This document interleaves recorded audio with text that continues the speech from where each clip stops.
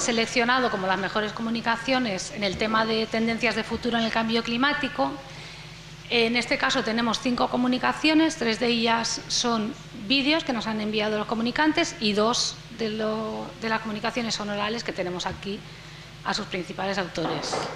Entonces vamos a empezar a escuchar la primera, que es un cambio climático, un cambio de enfermedades, y los autores son Irene Guillén Fernández, Irene Monge Alcázar, Antonio López González, Claudia López de Miguel, Javier Guillén Fernández y Cristina Guillén Fernández.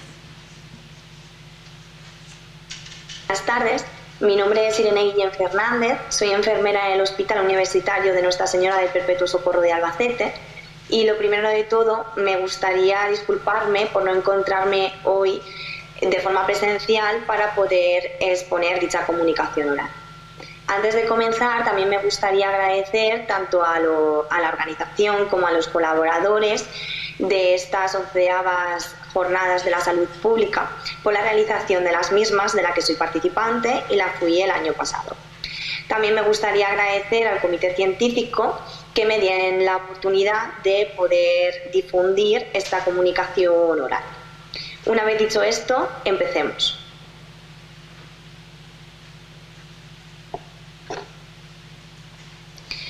La comunicación oral que voy a exponer tiene como título Un cambio climático, un cambio de enfermedades.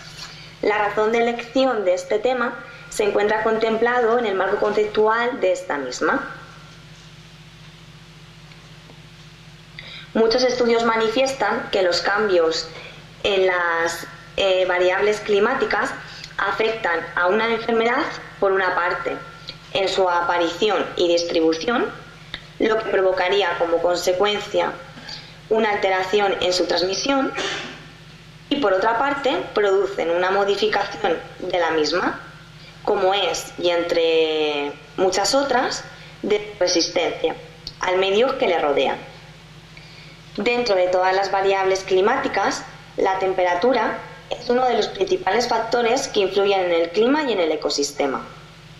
Es por ello que investigar sus cambios y fluctuaciones podrían darnos información de todos aquellos peligros que se nos pueden presentar en un futuro a consecuencia de estos cambios en las mismas.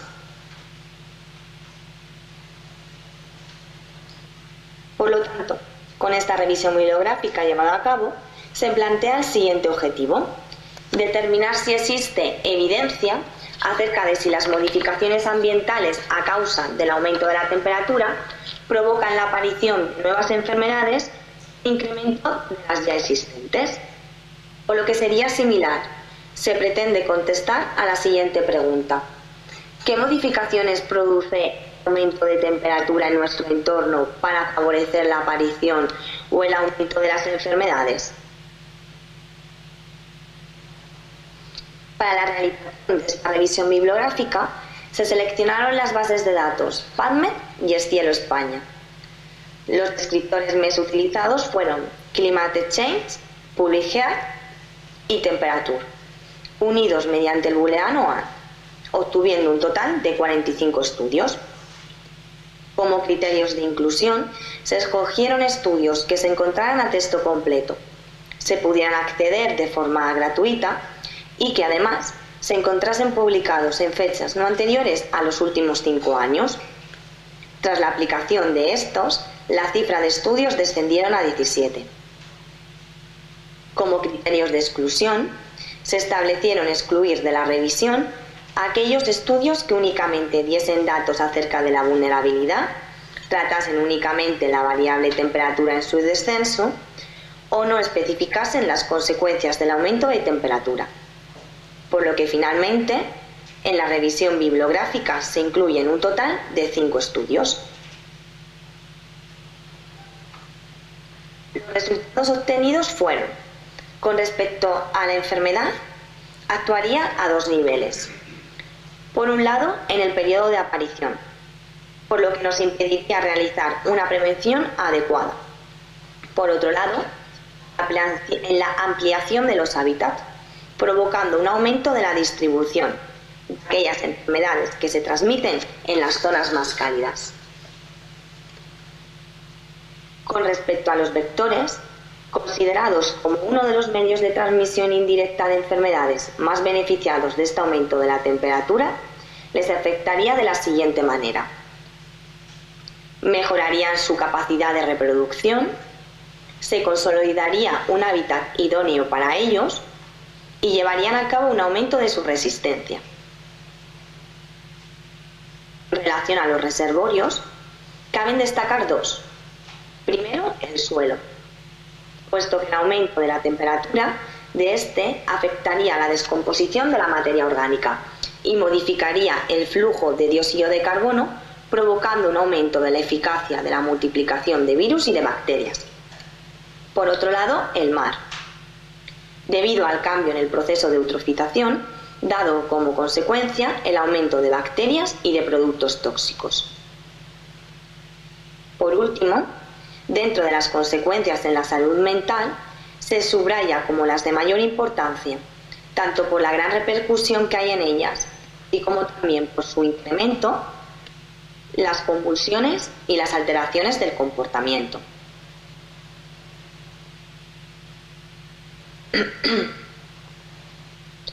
Como conclusiones, destacar que es importante conocer a qué nos podemos enfrentar para poder llevar a cabo la planificación de recursos y poner en marcha medidas de prevención y adaptación. La investigación, la vigilancia, la evaluación y la gestión de riesgos son aspectos claves a tener en cuenta para saber cómo actuar ante un escenario que con el proceso del cambio climático se encuentra cada vez en un futuro más próximo. Les quiero agradecer que me hayan prestado dicha atención, muchas gracias, y les dejo también para que puedan observar el póster que se envió a las jornadas. Espero que sigan disfrutando de las jornadas y nos vemos el año que viene.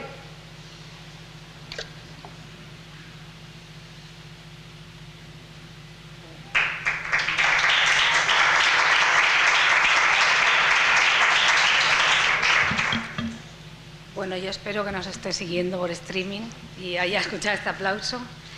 Bueno, en segundo lugar, tenemos la presentación oral y presencial a cargo de Jason Abel Saldarriaga Marín, un nombre, Jesús Ruiz Cayuso, David Soler Cifuentes, María Antonia Luque Barea y Miguel Jesús Ballesta García. Y el título de la comunicación es Necesidad de prevención y actuación en la provincia de Cádiz ante las picaduras por garrapatas, de la teoría a la acción.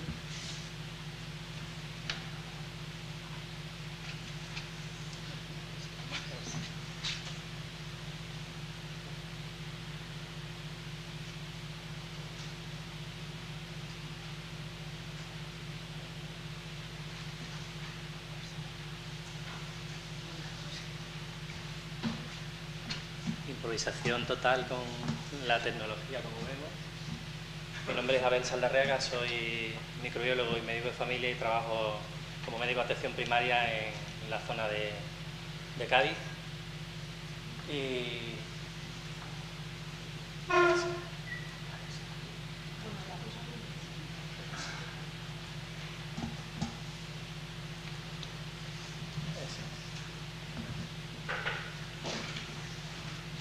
daros las gracias por vuestra asistencia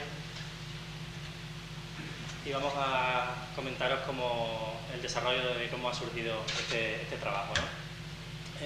Como bien recogimos en la cuarta edición de este manual de la SENFI, estamos asistiendo a un incremento en la notificación de las enfermedades transmitidas por garrapata, que tiene no solamente repercusión a nivel científico, sino también social, debido a varios factores que hemos visto ya a lo largo de la mañana, ¿no? Entre ellos, los cambios climáticos y ecológicos, lo que supone un desplazamiento de animales y vectores, pero también al actual estilo de vida en el que se produce un mayor contacto del ser humano con la naturaleza por razones profesionales de ocio o vivienda, ¿no?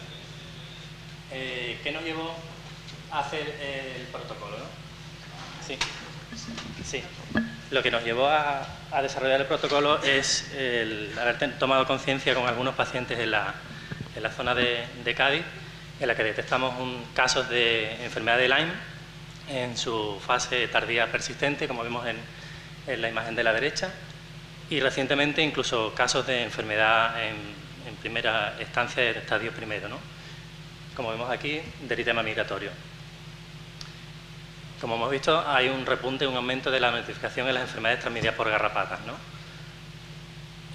Gracias a la colaboración con la Consejería de Medio Ambiente y Ordenación del Territorio, la Agencia Maya y, por supuesto, el Servicio Andaluz de Salud, la zona del Parque Natural de los Alcornocales es donde hemos detectado una mayor incidencia de casos, y ello nos ha llevado a recabar información a través de charlas de formación en encuestas en sanitarios, en profesionales del medio natural, y nos ha llevado a incluso a hacer proyectos con el Ministerio de Sanidad para hacer el recuento de epidemiológico en garrapatas en la zona, ¿no? Porque no solamente se ha detectado Isodes ricino, sino que se ha detectado también Ialoma, que, como todos sabemos, es el vector de la enfermedad hemorrágica Crimea-Congo, ¿no? Esos estudios saldrán en breve a través de la página del Ministerio de Salud, de Sanidad, perdón.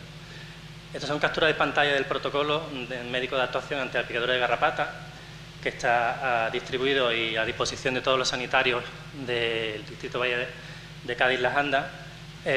Por supuesto, estoy a vuestra disposición para distribuirlo.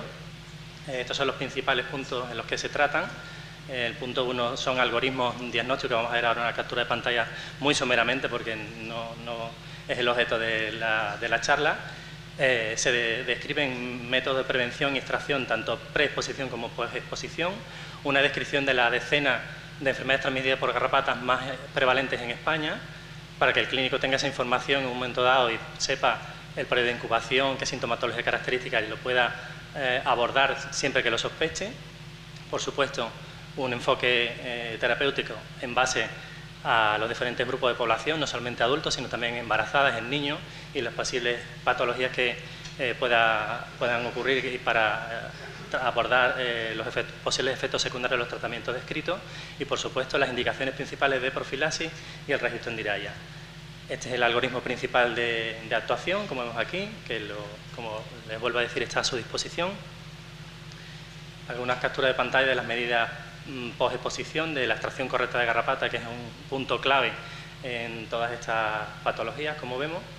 Como se ha hablado antes, cuando hablamos de cambio climático, he oído la palabra inmovilismo. Esto es una manera de romper ese inmovilismo, ¿no? El detectar un problema e intentar buscar una solución e ir a la causa, ¿no?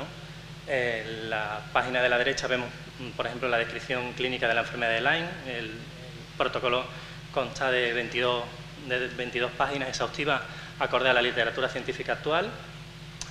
Otro apartado, como vemos en la página de la izquierda, va relacionado con el tratamiento, por ejemplo, de fiebre botonosa, como vemos aquí, o en enfermedad de Lyme en el niño. Y a la derecha, las indicaciones principales de profilaxis a la hora del enfoque ante una picadura de garrapata. Y muy importante el registro en DIRAIA de todos los pacientes, ¿no? En el tema de las enfermedades transmitidas por garrapata es especialmente complicado, ¿no? Porque cuando marcamos aquí la enfermedad, habitualmente salta el código del CIE9 y sale tipificada la enfermedad. Cuando metemos aquí enfermedad de Lyme o Lyme, no salta. Por eso les adjunto lo que son todos los códigos para que puedan registrarlo en el caso de que lo sospechen o lo confirmen, ¿no? En este sentido, lo que hemos aprendido es que, al llegar a este punto, no tenemos duda que las garrapatas son potenciales agentes transmisores de enfermedades infecciosas, algunas de ellas con gran repercusión en salud, como todos sabemos con el desenlace fatal del paciente que falleció en la localidad de Ávila el año pasado, a raíz de la picadura de una garrapata del género Ialoma marginatum. Por tanto, el clínico debe tener conocimiento de todo el espectro que implican las enfermedades transmitidas por garrapatas, desde el enfoque de prevención hasta el abordaje terapéutico, el diagnóstico, por supuesto, la profilaxis, ¿no? Siempre ante una picadura de garrapata, el paciente debe acudir al médico, que es un mito que hasta hoy una picadura de garrapata no se le daba la mayor importancia, la persona se la extraía y ni siquiera lo comentaba al clínico. Es mandatorio la consulta médica. Fundamental, como hemos visto, el registro de casos para hacer estudios epidemiológicos y saber exactamente de qué estamos hablando, ¿no? Y, por tanto, también muy importante, la comunidad científica debe unificar criterios, porque hay mucha disparidad en los criterios, tanto en sociedades europeas como las americanas, y falta de protocolos a nivel nacional, ¿no? Para proporcionar un abordaje clínico, diagnóstico y terapéutico que nos proporcione la mayor de las garantías para el paciente. Muchas gracias.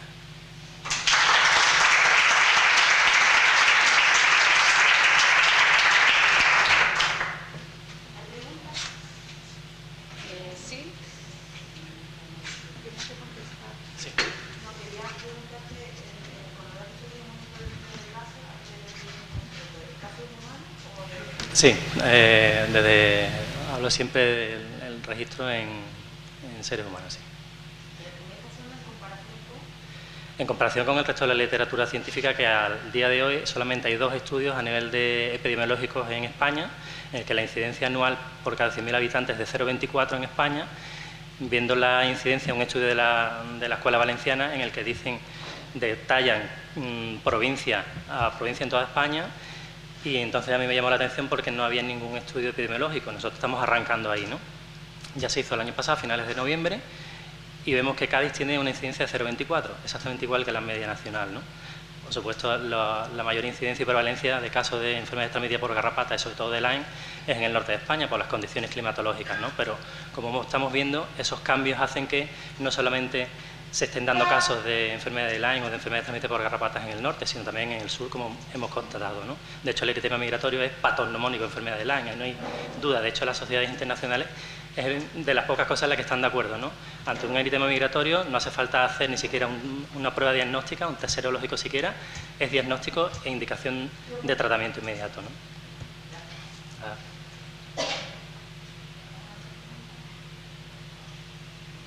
Muchas gracias.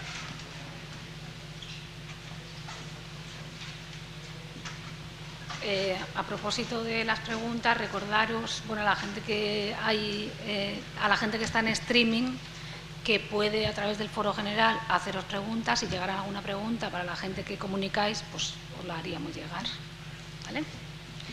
Bueno, ahora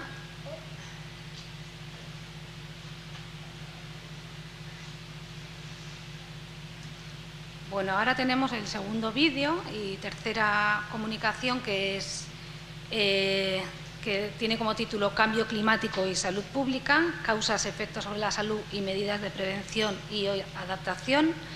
Y las autoras son Antonia López Villén, María del Mar Requena Muyor, María Isabel Ventura Miranda, Jessica García González y Carlos Ramírez Bañas. Hola, mi nombre es Antonia López Villén, soy graduada en Enfermería por la Universidad de Almería y actualmente trabajo en esta como personal de apoyo a la investigación en el Departamento de Enfermería, Fisioterapia y Medicina de la Facultad de Ciencias de la Salud. Ante todo, agradecer a la organización de la 11ª Jornada Salud Pública por su invitación a presentar como comunicación oral el trabajo. El tema a tratar se titula Cambio climático y salud pública, causas, efectos sobre la salud y medidas de prevención y o adaptación. A lo largo de la era de la salud pública, la salud se ha llevado como si nuestras vidas y nuestros estilos de vida estuvieran totalmente desconectados de los ecosistemas y de los organismos que los componen. La insuficiencia de la respuesta a la sociedad y a la salud pública, a la obesidad, a las inequidades sanitarias y especialmente al medio ambiente, hace que ahora se exija un enfoque ecológico que aborde toda la actividad humana en toda su complejidad cultural, social y económica. Por tanto, el nuevo enfoque debe de ser interactivo con el medio ambiente natural. El calentamiento global tiene consecuencias que ponen en riesgo la salud, como los fenómenos meteorológicos catastróficos, la variabilidad de los climas que afecta a agua y alimentos, cambios en la distribución de brotes de enfermedades emergentes o las enfermedades relacionadas con los cambios de los ecosistemas. El cambio climático ya está afectando a la salud pública y es un hecho que probablemente aumentará en las siguientes décadas. Como objetivos de nuestro trabajo nos hemos planteado 2. Por un lado, revisar las causas y evidencias que demuestran la existencia del cambio climático, así como predicciones futuras, y por otro lado, relacionar cambio climático y efectos sobre la salud, identificando y examinando medidas para prevenir y o adaptarse a las consecuencias del mismo. Como metodología, se llevó a cabo una revisión bibliográfica del tema, buscando en las bases de datos PubMed y Scopus. Se obtuvieron un total de 57 artículos, incluyendo las palabras claves señaladas en la presentación, y como criterio, se obtuvieron un total de 57 artículos, de los cuales se seleccionaron 15 para su análisis en mayor profundidad. Como criterios de inclusión, se aceptaron artículos publicados a partir de enero de 2012 hasta la actualidad, en inglés y español y en texto completo. En cuanto a los resultados, Pues es la primera vez que el ser humano ha alterado los patrones climáticos del planeta. Entre los sectores con mayor responsabilidad destacan con un 66% el sector energético. Esto incluye generación de electricidad, edificación, industria, transporte y, por otro lado, con un 24% la agricultura y usos del suelo. Las repercusiones sanitarias del cambio climático ya se están evidenciando. Aumento del número de fallecidos por horas de calor, aumento de la temperatura global, calentamiento y acidificación de océanos, cambio en la distribución de enfermedades potencialmente mortales transmitidas por vectores como el paludismo, aumento de la subida del nivel del mar, derretimiento de glaciares y fenómenos meteorológicos extremos. Entre las medidas para minimizar las emisiones de gases de efecto invernadero, reducir la contaminación del aire y enfermedades respiratorias y cardiovasculares asociadas, incluyen, por un lado, el fomento del transporte público y el desplazamiento activo, ir andando, ir en bici, reciclaje de, sobre todo, vidrio, papel y plástico, minimizar el uso de plástico, ahorrar en agua y electricidad en la medida de lo posible, comer menos carne y tomar más frutas, verduras y hortalizas de temporada. Y en cuanto a la obtención de energía, hay que favorecer que se obtenga a partir de fuentes renovables, ya que suponen la gran alternativa a los combustibles fósiles. Con respecto al consumo, pues debemos de apostar por el uso eficiente de la energía, ahorrando en electricidad, como por ejemplo usando electrodomésticos eficientes, bombillas de bajo consumo, y favoreciendo la participación de energías renovables en los consumos finales energéticos, el transporte, la industria, la edificación. Las predicciones, si no hacemos nada, son bastante preocupantes, destacando que en 2100 estaremos expuestos a temperaturas mortales durante 50 días al año. Las olas de calor van a aumentar de 5 a 10 veces más, lo que va a provocar mayor número de fallecidos. Va a aumentar se prevé el aumento de enfermedades cardiovasculares y respiratorias crónicas, afectando a poblaciones vulnerables, como son los ancianos. Y las precipitaciones en las zonas a la altura del nivel del mar, ¿no?, en puertos, en zonas de primera línea de playa, en islas, va a provocar inundaciones con el consecuente desplazamiento de la población. Además, más de 16.000 especies están en peligro de extinción, entre ellos el koala, el oso polar, la jirafa, el gorila, el oso panda, ya que pierden sus hábitats. Y por otro lado, los corales pues se mueren cada día más debido al aumento de la temperatura y a la acidificación de los océanos. Finalmente, como conclusiones, hemos destacado tres. Por un lado, la combustión produce la emisión de gases y la contaminación de aire. Con respecto a lo segundo, los coches y camiones suponen 2/3 de la emisión total de CO2. Por tanto, es necesario incentivar el uso de las energías renovables, ya que son la gran alternativa a los combustibles fósiles. La reducción de las emisiones de gases de efecto invernadero mediante un transporte, construcción y uso del suelo más sostenible mejorará las enfermedades cardiovasculares y respiratorias con una mejor calidad del aire y reducirá algunas formas de obesidad al influir en el comportamiento de la actividad física. Combatir el cambio climático es tarea de todos, gobiernos, instituciones, empresas, ciudadanos. Es esencial que la salud mundial salga de sus fronteras tradicionales para interactuar con otras partes interesadas a fin de desarrollar políticas y soluciones prácticas para mitigar la carga de morbilidad por el cambio climático y sus causas. Y para finalizar, espero que la presentación haya sido provechosa y que hayan tomado conciencia, porque solo tenemos un planeta y es tarea de todos aportar nuestro granito de arena para combatir los efectos del cambio climático, ya que aún estamos a tiempo. Muchas gracias.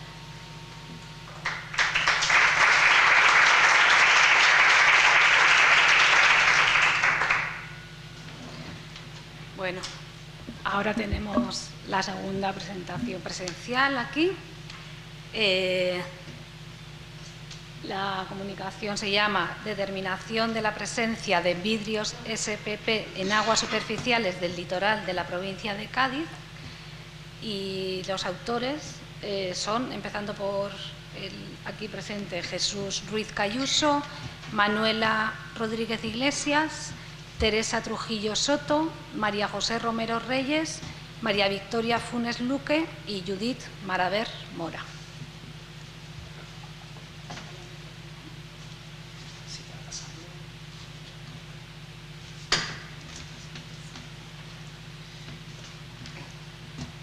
Bien, buenos días. El título del trabajo que presentamos en la modalidad de trabajo científico es el que ha comentado Ainhoa, y el interés por hacer esta determinación, bueno, viene de alguna manera suscitado por Salvador López Almagro, que hizo la conferencia inicial en el día de hoy, que bueno, que nos metió un poquito en este tema de monitorear e investigar a ver qué está ocurriendo en el litoral de Andalucía, en concreto en Cádiz, ¿no? Los autores ya se han comentado. Formamos parte de dos unidades, la unidad de gestión clínica de microbiología del Hospital Puerta del Mar y de la unidad de salud pública del Distrito Sanitario Valle de Cádiz-La Janda. Las palabras clave que hemos utilizado para la búsqueda científica son vibrio, temperatura del mar, cambio climático Cádiz y su homólogo en inglés. El marco conceptual en el que nos movemos es el del cambio climático y la emergencia de vibrio patógeno, del que se ha comentado a lo largo de la mañana bastantes cosas. Para empezar, saber que la vibriosis, las infecciones transmitidas por vibrio, tienen una marcada distribución temporal, sobre todo en la época de verano y otoño, porque está ligada, como hemos visto, está ligado al aumento de las temperaturas del agua del mar. Ahí se está produciendo un aumento de las infecciones transmitidas por vibrio en todo el mundo, tanto a nivel de gastroenteritis, septicemia, infecciones externas.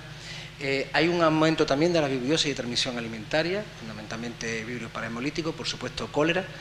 En Estados Unidos se ha producido un incremento del 41% en una década, y además con el agravante de que es la única enfermedad de transmisión alimentaria en Estados Unidos que está aumentando anualmente frente a la disminución que se está produciendo en las clásicas de Salmonella, Listeria, E. coli, toxigénico y Campylobacteriosis. Además se está produciendo la aparición de infecciones transmitidas por vibrio en zonas donde no había incidencias previas, como en Israel, en el norte de Europa, en Estados Unidos Occidental, Europa Occidental y el noreste de Estados Unidos.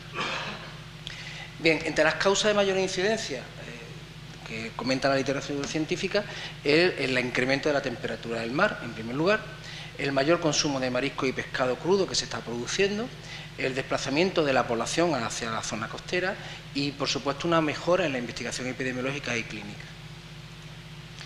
Bien, un recordatorio de que el género vibrio, que es el que estamos estudiando, son bacilos móviles, normalmente por un flagelo polar, son gram negativos, fermentadores de carbohidratos, oxidasa y catalasa positivos, mesófilos, anaerobio facultativo, no forma espora, y tienen como en común una gran dependencia por el ion sodio. Toleran un amplio rango de salinidad, lo que le permite que se encuentre distribuido en todos los ecosistemas marinos y fluviales. Se aislan con frecuencia en las zonas costeras templadas y tropicales, especialmente en los meses cálidos, cuando la temperatura del agua es superior a 17 grados. Hay más de 100 especies de vibrio, pero solamente hay 12 especies de importancia patógena para el hombre. Bien, los cuadros clínicos de los que se está hablando son fundamentalmente, el más conocido son las infecciones del tracto gastrointestinal, el principal es vibrio cólera, lógicamente, y a continuación vibrio parahemolíticos. En segundo lugar, hay un incremento a nivel mundial de las septicemias graves, con una mortalidad, ya lo decía Salvador Almagro esta mañana, que se está produciendo entre el 50 y el 70% por vibrio vulnificus. Allí en las costas de Florida, además todos los años hay varios fallecimientos y lógicamente hay una gran preocupación porque eso tiene una gran consecuencia en el turismo de la zona y por supuesto también en la industria pesquera. Y luego tenemos cuadros de afecciones externas de otitis, conjuntivitis, infecciones de heridas, fundamentalmente por vibrio alginolíticos.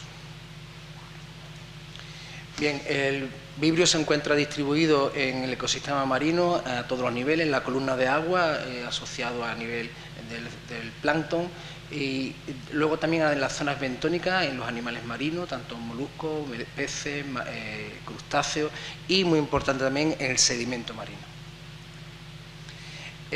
Cuantificar la presencia de vibrio en el agua de mar es muy difícil porque depende de tantos factores ambientales y de cómo se hace la toma de muestra y de cómo se hace el recuento, que la variación que hoy podemos ver, que hemos encontrado, es grande, es muy variable.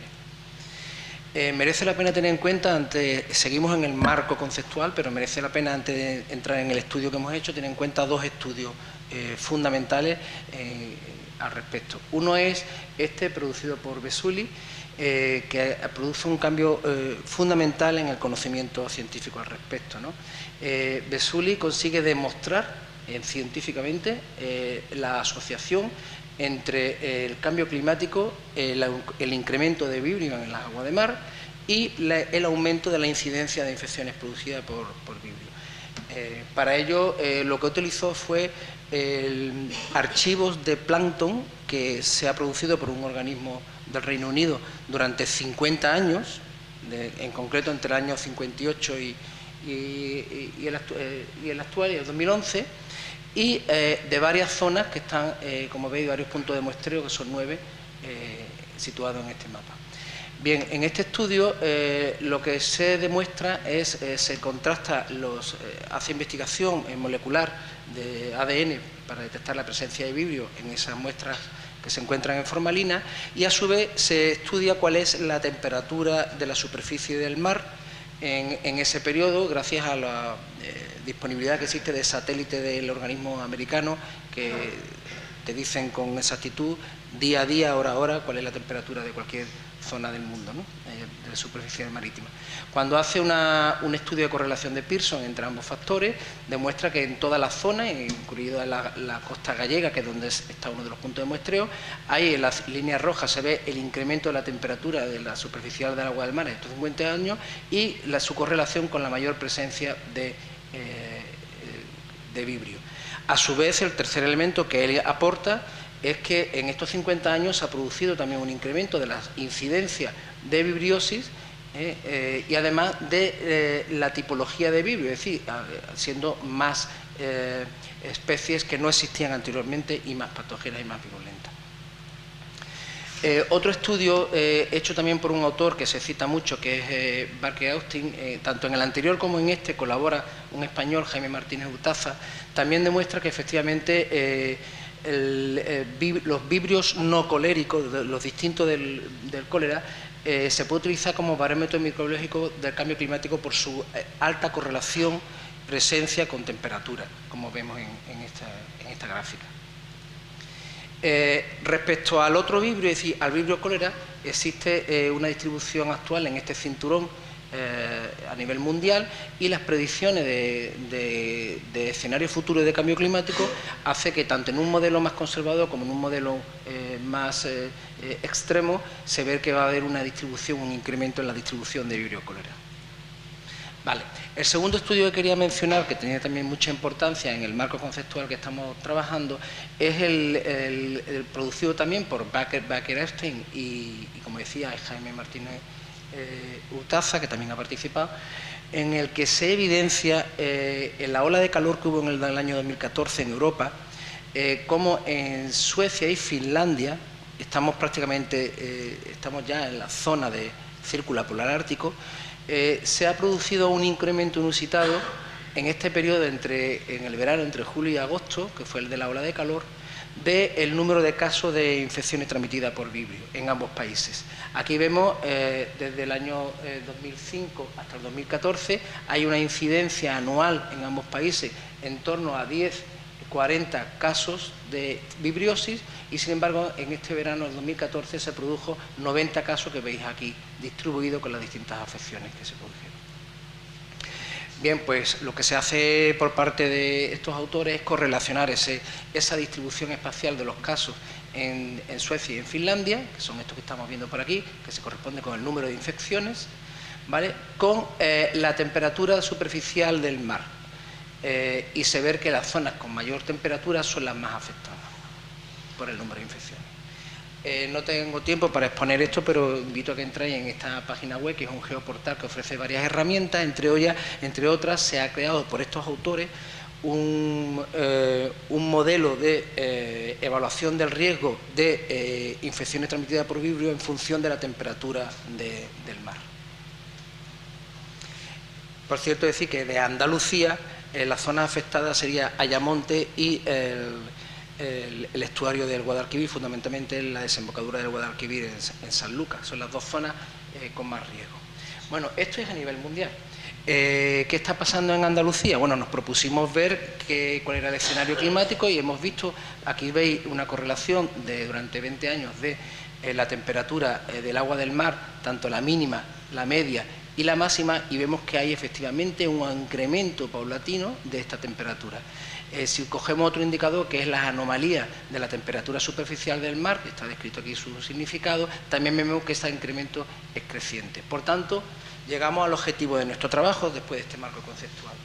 ¿Qué está ocurriendo en Andalucía y en Cádiz en concreto? ¿Existen vibrios en nuestro litoral gaditano? ¿En qué cantidades? ¿Afecta a la zona de baño o a determinadas aguas mar adentro? ¿Son especies patógenas? ¿Se ve afectado por factores ambientales? ¿Existen infecciones por vibrio? Vale. La metodología del trabajo fue el muestreo de agua de mar. Cogimos 7 fechas concretas, espaciadas quincenalmente, y en cada una de esas fechas muestreamos 12 puntos de muestreo, que ahora veremos cuáles son, que están perfectamente georreferenciados para que sean siempre los mismos. Tomamos, por tanto, 84 muestras, 500 mililitros de agua superficial. El método es en bote estéril, sumergido a 30 centímetros de la superficie, en aguas que no sean inferiores a 1 metro. En definitiva, la típica zona en la que nos bañamos. Se midió la temperatura del agua del mar con termómetro de sonda, se trasladó el mismo día al laboratorio de microbiología del hospital. Esta es la zona de muestreo y aquí tenemos los 12 puntos georreferenciados que coge desde el puerto de Santa María hasta Barbate, que es la zona del ámbito del distrito sanitario de Cádiz la Janda.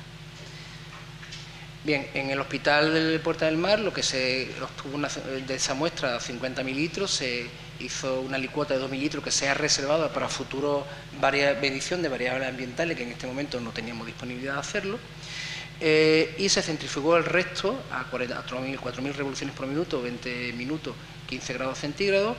De ese centrifugado se sembró 2 mililitros, una siembra cuantitativa en medios selectivos, TCBS y agar sangre, y posteriormente se añadieron 3 mililitros de agua de pestona alcalina como medio de enriquecimiento, incubándose 8 horas a 37 grados.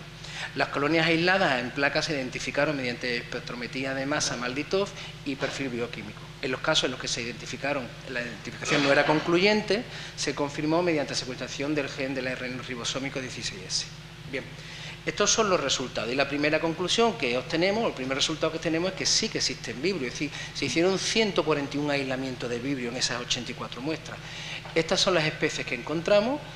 Las más importantes aquí, desde el punto de vista patógeno, son alginolíticos y parahemolíticos. Y encontramos otras bacterias relacionadas con el género vibrio, sobre todo Photobacterium dancelae, que también está muy reconocida su capacidad patógena. La segunda conclusión es que las 84 muestras contenían vibrio. No es que en una serie, no, las 84 contenían vibrio. Nos sorprende en el sentido de que cuando empezamos el trabajo algunos compañeros nos decían no vais a encontrar vibrio. Pues las 84 muestras contenían vibrio. Las 4 especies más frecuentes son patógenos humanos, que son estas que estáis viendo aquí. Vibrio alginolítico, además, que es tremendamente ubicuo en nuestras muestras, estaba presente en el 93% de las muestras, seguido de parahemolítico en el 14% y fluvial en el 11%. Bien, si nos vamos a los aislamientos, vemos que efectivamente esta frecuencia también continúa. Voy un poquito más rápido. Si nos vamos a ver por puntos de muestreo, nos encontramos que de los 12 puntos muestreados, vibrio alginolítico se ha encontrado en el 100%, totalmente ubicuo, seguido de dancelae en el 75% y parahemolítico en el 67%. Pero si en vez de identificación hablamos de recuento, es decir, qué cantidad, observamos que hay que decir que de los 12 puntos de muestreo, 10 eran agua de baño, agua de playa, y 2 eran la boca de la dársena pesquera, y otra es el cantil de la lonja, que es una zona, lógicamente, con mucha materia orgánica y más contaminada. Pues, lógicamente, los recuentos en el cantil de la lonja eran tremendamente elevados. obviamente asociado a la materia orgánica. Pero en aguas de baño vimos que el vibrio alginolítico tenía unas cantidades inmensas en la zona de Cádiz y en el puerto de Santa María. Intentamos relacionarlo con la temperatura y efectivamente vimos que las muestras que en el momento del muestreo era 25 grados tenían unos recuentos altísimos frente al resto. El rango iba desde 15 a 28 grados en la zona de muestreo. Y cuando eso lo diferenciamos por día, para ver si ha sido algún hallazgo puntual, vemos que se repite, que efectivamente en agosto es cuando más recuento hay, que dentro de agosto es a 25 grados cuando más temperatura hay, lo cual demuestra o coincide con los autores que he citado anteriormente que hay una alta correlación con la temperatura. No obstante, que hicimos someterlo a una estadístico de correlación de Pearson y efectivamente vimos que hay una correlación significativa. La significación es de 0,01 y por tanto es inferior a 0,05. Quisimos hacer una proyección con la temperatura superficial de las aguas del mar gracias al satélite NOAA de los Estados Unidos.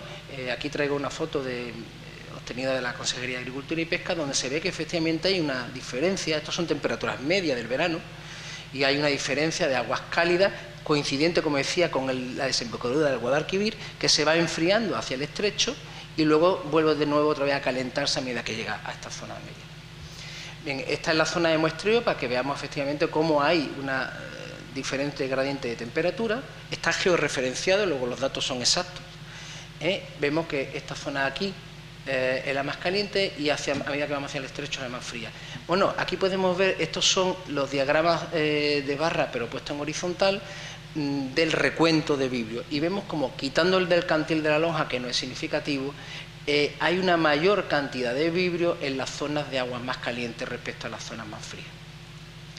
Conclusiones.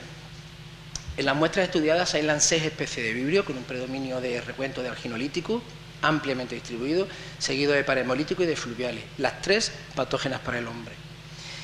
Se han aislado 2 cepas de navarrensis, una variante de vulnificus con potencial patógeno y además de Harvey y Sweet. Se han aislado cepas de Photobacterium dancelae relacionado con el género vibrio y descrito en patología humana con frecuencia. Segundo, existe una correlación entre la temperatura del agua en el momento del muestreo y los recuentos de vibrio, siendo la temperatura con recuento más elevado la de 25 grados en un rango total de 15 a 28 grados.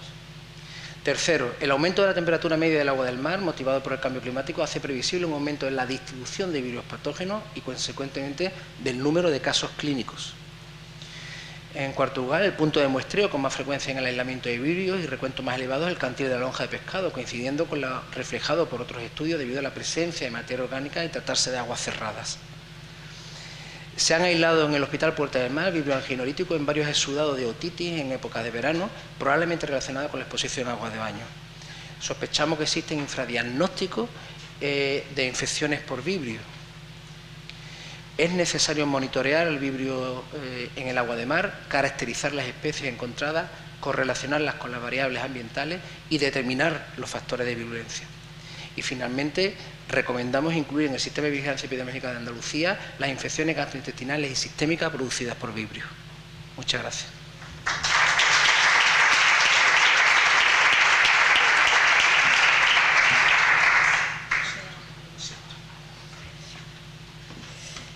Bueno, pues ya la última comunicación que vamos a ver es exposición a bifenol A, parabenos y benzofenonas en una subcorte de EPIC España, y las autoras son y autores Elena Salamanca Fernández, Fernando Goñi, María Dolores Chirlaque, Eva Ardanaz, Juan Pedro Arrebola y María José Sánchez.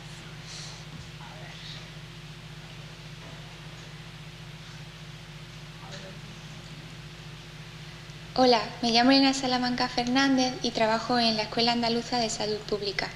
Voy a presentar la comunicación titulada Exposición a bifenol A, parabeno y benzofenona en una subcohorte de EPIC España. Voy a empezar introduciendo que los disruptores endocrinos son sustancias químicas con capacidad de interferir en el funcionamiento del sistema hormonal.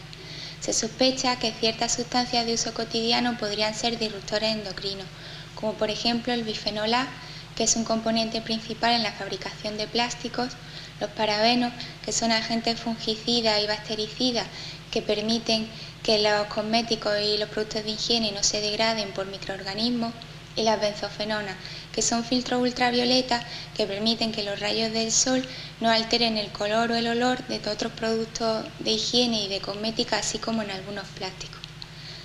Por otro lado, tenemos en Europa un estudio de cohortes prospectivos llamado EPIC, que inició su reclutamiento en España entre los años 1992 y 1996 y que tiene en nuestro país más de 41.000 participantes. En el reclutamiento de estos participantes se les hizo un cuestionario de dieta, de estilos de vida y de otros factores, así como medidas de antropométricas de talla y peso. También se les sacaron muestras de sangre que se mantienen congeladas hasta nuestros días. Con toda esta información, el objetivo de nuestro estudio fue analizar la exposición a bifenol A, parabenos y benzofenonas en los sujetos de la cohorte EPIC España en el momento del reclutamiento.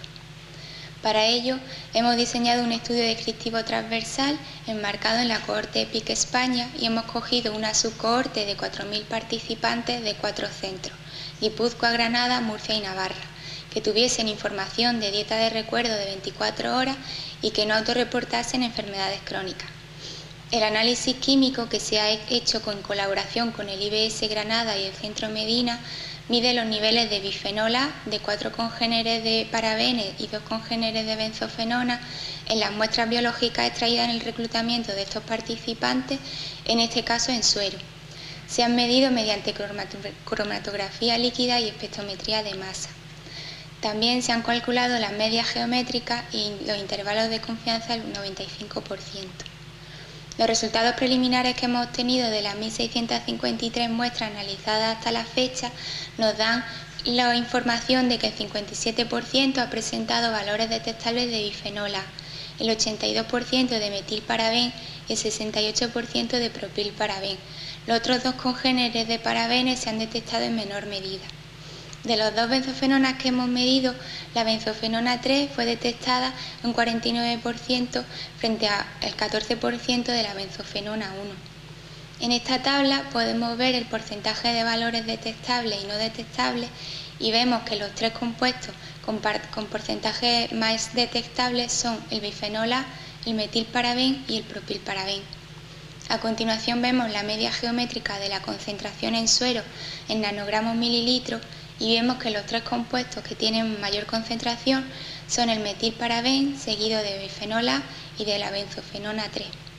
Con estos resultados podemos concluir que el 82% de las muestras analizadas presentan valores detectables de metilparaben y más de la mitad de bifenol A. Con este tipo de estudios podemos evaluar los niveles de exposición de la población a estos contaminantes que son tan ubicuos y así podemos estudiar los factores determinantes de esta exposición a través de los cuestionarios de dieta y de estilos de vida y así conocer cuáles de ellos son evitables. Esta comunicación está enmarcada en un proyecto FIS, que es un estudio multicéntrico caso-cohorte de EPIC España, cuyos próximos pasos son terminar el análisis que estamos haciendo químico de la cohorte en el reclutamiento y analizar estos compuestos en la actualidad, ya que se está volviendo a sacar una muestra biológica de estos sujetos en la cohorte. Queremos comparar a posteriori los niveles en el reclutamiento y en la actualidad y estudiar la asociación posible con estilos de vida y algunas enfermedades como cáncer de mama, cáncer de próstata, enfermedad coronaria isquémica y síndrome metabólico. Muchas gracias.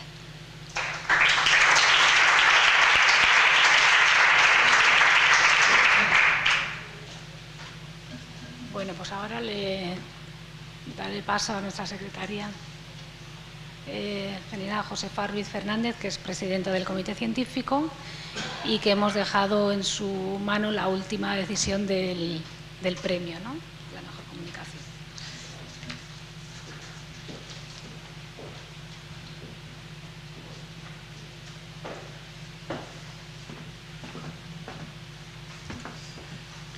Bueno, buenas tardes. Ya estamos terminando la jornada. Es el último acto de la Jornada de Salud Pública de este año. Está pendiente de que se haga la evaluación por parte de la escuela, de la participación y la asistencia, pero en la parte que yo he podido asistir de la jornada, que no ha sido toda, yo creo que este año ha tenido un gran nivel, ¿no? Este es un premio que constituimos este año nuevo, igual que en el lunes que tuvimos una parte de la jornada en Granada. Era un premio que hemos instaurado a nombre de José María Mayoral. Este es a nombre de José Antonio Conejo, que en el ámbito de la protección de la salud, que son las personas que imagino estáis hoy más vinculados a la jornada que estamos desarrollando, lo conocéis, y no hace falta que haga una mención especial de los méritos y la aportación que José Antonio hizo al cambio de la salud pública en el ámbito de la protección de la salud, no solo en Andalucía, sino también a nivel del territorio, a nivel del Estado. De hecho, era uno de los profesionales referentes en la toma de decisión de muchos de los aspectos, fundamentalmente en lo que era la seguridad alimentaria, aunque también en la ambiental, pero fundamentalmente en la seguridad alimentaria. Y el equipo de la Consejería de Salud Pública hemos creído que era de recibo que estos dos compañeros que tanto dieron por mejorar la salud de los ciudadanos andaluces tuvieran un reconocimiento todos los años en el ámbito de la salud pública. Bien, yo me he bajado ahora, porque estaba un poquito liada arriba, para escuchar las comunicaciones, porque al fin y al cabo como que el voto de calidad lo tengo yo, ¿no?, en el premio de las comunicaciones, porque es que este año están muy reñidas. Es muy difícil decidir entre las comunicaciones que se han presentado con el nivel de rigor y el buen trabajo que han hecho las personas que han participado, cuál de ellas es la mejor. Yo no sé si vamos a tener que hacer un primer premio, un accesio, un segundo para otro año, ¿no? Porque de verdad que lo hemos decidido ahí en este último momento, ¿no? A mí personalmente hay 3 comunicaciones que me han gustado especialmente. Me han gustado especialmente por el rigor del trabajo que han realizado, la metodología que han utilizado, y también por la importancia que tiene los 3 elementos que han analizado. Una es la última chica, que hemos visto que está trabajando con unas sustancias químicas que están en el día a día de nuestra vida y que tenemos que generar evidencia para ver realmente el impacto que tiene en la salud. Tiene muy poca evidencia y estamos ahí trabajando, intentando incluso en el ámbito de las dietas en los colegios poner algún tipo de medida de precaución, pero no tenemos la suficiente evidencia. Otra es la comunicación que se ha hecho sobre la aparición de emergentes, de enfermedades emergentes fundamentalmente por garrapata, y es cierto que tenemos la obligación de tener una mirada anticipatoria de las enfermedades emergentes, y no solamente una mirada anticipatoria de lo que está pasando, sino de las medidas de intervención que tenemos que poner en marcha. Yo creo que en Andalucía ese es un elemento que llevamos ya muchos años intentando ver por dónde viene el futuro. Yo recuerdo que al poco tiempo de llegar aquí lo primero que hicimos es ver si había anticuerpos en las aves que venían de África en Doña Ana en relación al West Nile, ¿no? Y encontramos nada de nada, ¿no? Muy poquita cosa de un anticuerpo en 2 pájaros, ¿no? Y sin embargo ya está aquí, en toda la cuenca, ¿no?, del Guadalquivir. Con lo cual nos ha permitido prepararnos durante estos años a la aparición de ese tipo de vectores con transmisión de algunas enfermedades. Con lo cual, la presentación que ha hecho el compañero de Cádiz en relación a las garrapatas, a la mayor incidencia, el incremento del número de garrapatas y de las enfermedades que transmiten en el ámbito de Cádiz y de los arconocales, lo que le puedo decir es que, bueno, voy a decir una expresión un poquito rara, ¿no?, pero haber pedido otra cosa porque ahora te hemos cogido, porque te vamos a coger para preparar, no el protocolo de intervención, que ya lo tenemos, pero sí la guía clínica de atención y respuesta, ¿no? Te vamos a pedir ayuda para que colabore con nosotros, ¿no?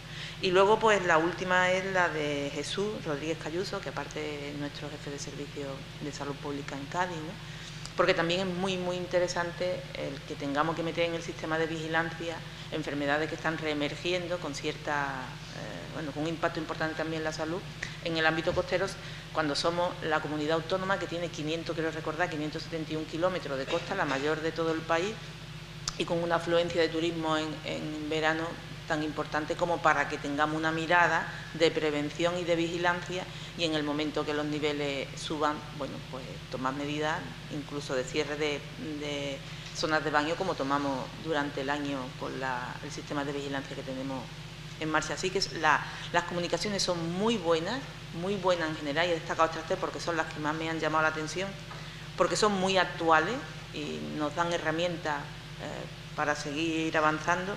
Y al final, como el jurado también había valorado por otros criterios un orden, pues vamos a seguir el orden del jurado y el premio a la comunicación de este año se lo vamos a dar a la determinación de la presencia de vibrio SSP en aguas superficiales del litoral de la provincia de Cádiz, Jesús Rodríguez Cayusa.